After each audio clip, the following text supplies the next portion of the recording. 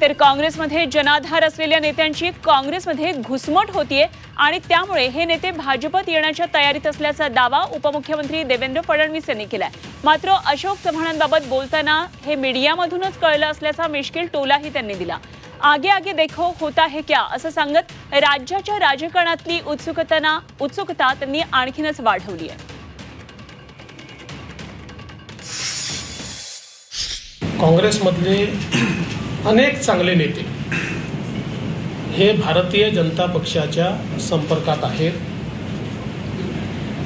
ज्या प्रकारे काँग्रेस पक्ष गेले काही वर्षात वाटचाल करतोय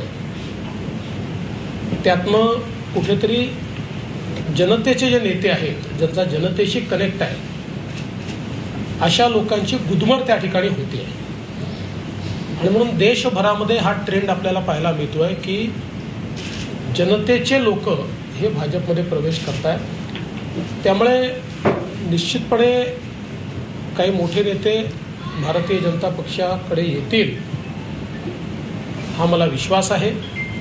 आज मी तुम्हाला एवढंच सांगू शकतो, आगे आगे देखिए होता है क्या।